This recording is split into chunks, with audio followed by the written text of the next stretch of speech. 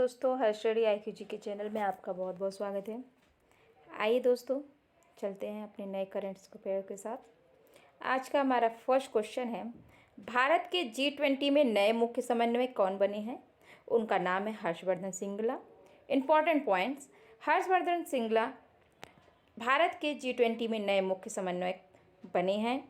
वर्ष 2023 में G20 शिखर सम्मेलन भारत में आयोजित किया जाएगा।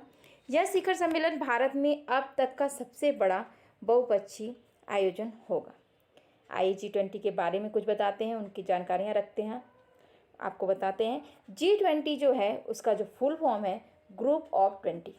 G20 19 देश और यूरोपियन संघ का समूह है और इसकी जो स्थापना हुई 26 जनवरी 1999 में हुई और भारत G20 का भी हिस्सा है। और G20 का जो पहला सम्मेलन कहाँ हुआ था, वह हुआ था अमेरिका में 2008 में और 16वां G20 सम्मेलन 2021 में हुआ जो इटली में, और 17वां G20 सम्मेलन 2022 में होगा जो इंडोनेशिया, और 18वां जो G20 सम्मेलन जो 2023 होगा वह होगा भारत में। कहाँ पर होगा? भारत में। आइए कुछ पिछले टॉप 5 राष्ट्रीय नियुक्तियाँ बताते हैं आपको। जैसा कि फर्स्ट है, भारतीय भूवैज्ञानिक सर्वेक्षण के नए महानिदेशक कौन बने हैं? तो उनका नाम है डॉक्टर एस राजू। भारतीय भुगतान परिषद के अध्यक्ष कौन बने हैं? विश्वास पटेल। आइए थर्ड बताते हैं, गोवा के नए पुलिस महानिदेशक कौन बने हैं? जसपाल सिंह। वन अनुसंधान संस्था की नई निदेशक कौन बनी है? रेणु सिंह। और दिल्ली मेट्रो रेल कॉरपोरेशन के नए प्रबंध निदेशक कौन बने हैं? विकास कुमार। आइए नेक्स्ट क्वेश्चन की तरफ चलते हैं। सेकंड क्वेश्चन है, भारत के पहले मेड इन इंडिया विमान डोर्नियर 228 ने अपनी पहली कॉमर्शियल उड़ान भरी, उसका निर्माण किसने किया?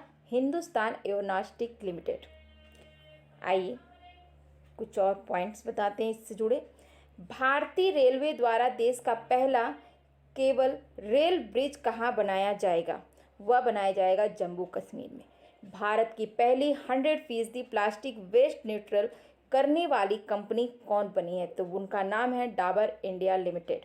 और दूसरा नेक्स्ट पॉइंट है, भारत की पहली एमब्रेना कोविड-19 वैक्सीन को किस संस्था ने विकसित किया? तो उनका नाम है जेनवा बायोफार्मास्यूटिकल्स।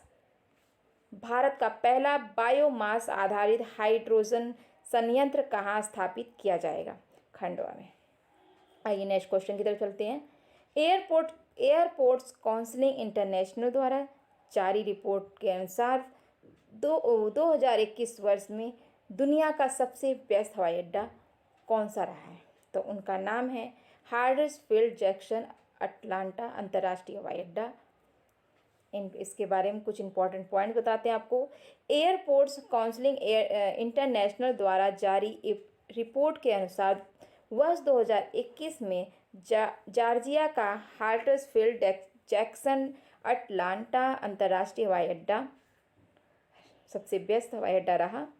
आइए नेक्स्ट क्वेश्चन की तरफ चलते हैं। सियाचिन दिवस 2022 कब मनाया गया है? तो वह मनाया गया 13 अप्रैल को। कब मनाया गया? 13 अप्रैल को। इंपॉर्टेंट पॉइंट्स बताते हैं। भारतीय सेना द्वारा हर साल 13 अप्रैल को सियाचिन दिवस मनाया जाता है। यह दिन ऑपरेशन मेघदूत के तहत भारतीय सेना के साहस की स्मृति में मनाया जाता है। सियाचिन ग्लेशियर पृथ्वी का सबसे ऊंचा युद्ध का मैदान है, जहां पर भारतीय सेना ने साल 1984 में आज के ही दिन ऑपरेशन मेघदूत चलाकर पाकिस्तान की मंसूबों को बर्बाद कर दिया था। आइए कुछ टॉप 5 दिवस बताते हैं आपको। अंतर्राष्ट्रीय खदान जागरूकता दिवस 2022 जो मनाया जाता है 4 अप्रैल को। विश्व आत्म केंद्रीय दिवस कब मनाया जाता है? 2022 कब मनाया गया? 2 अप्रैल को। आइए नेक्स्ट, विश्व रंगमंच दिवस 2022 कब मनाया गया? 27 मार्च को। विश्व क्षय रोग दिवस 2022 कब मनाया गया? 24 मार्च को। विश्व मौसम विज्ञान दिवस 2022 कब मनाया गया? 23 मार्च को। आइए नेक्स्ट क्वेश्चन की तरफ चलते हैं हम। हिंदुस्तान एरोनॉटिक्स लिमिटेड के ध्रुव एडवांस लाइट हेलीकॉप्टर मार्क 3 को किस भारतीय अर्धसैनिक बल में शामिल किया गया है? तो उनका नाम है भारतीय तटरक्षक बल। आइए इसके बारे इससे जुड़े कुछ important point. Hindustan aeronautics limited में ध्रुव एडवांस्ड लाइट हेलीकॉप्टर मार्क 3 को भारतीय तटरक्षक बल में शामिल किया गया है। ट्विन इंजन वाले ध्रुव 3 की रेंज 660 किमी है और इसमें अत्याधुनिक सेंसर लगे हैं। कुछ और पॉइंट है। भारतीय तट पर समुद्री आतंकी हमलों, अपहरण, तस्करी और अवैध शिकार गतिविधियों को रोकने के लिए इन हेलीकॉप्टर को भारतीय तटरक्षक बल में शामिल किया गया है।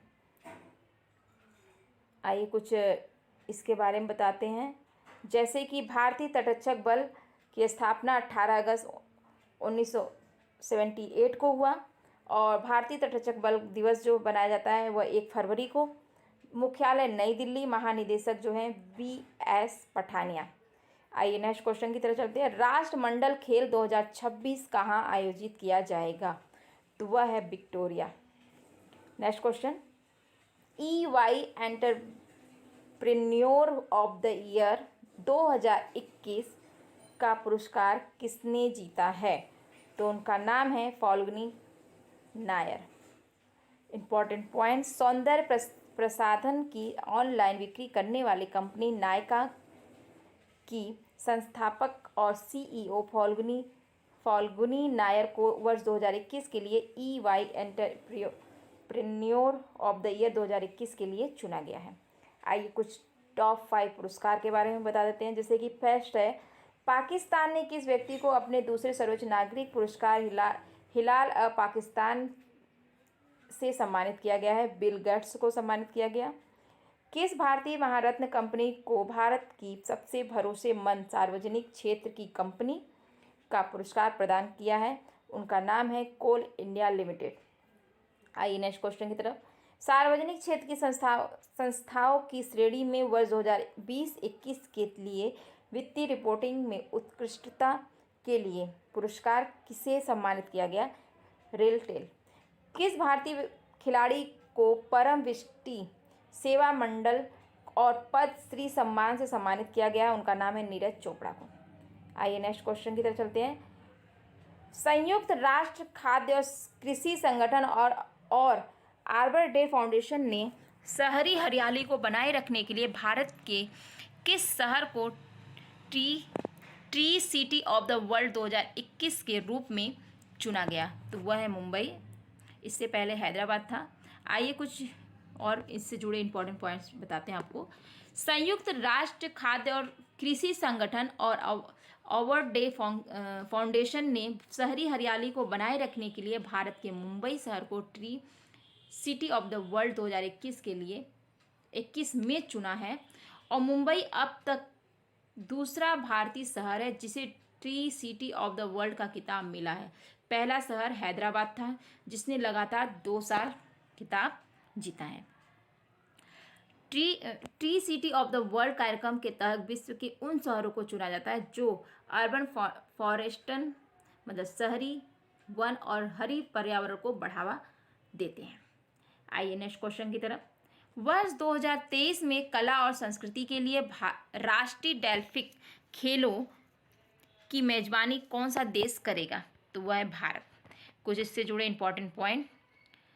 भारत वर्ष 2023 में कला और संस्कृति के लिए राष्ट्रीय डेल्फिक खेलों की मेजबानी करेगा। जर्मनी में स्थित अंतर्राष्ट्रीय डेल्फिक परिषद ने भारत को राष्ट्रीय डेल्फिक खेल 2023 की मेजबानी। हमारे सारे क्वेश्चन समाप्त होते हैं।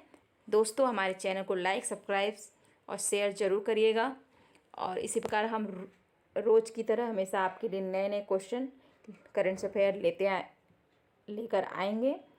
और बाय दोस्तों और थैंक यू।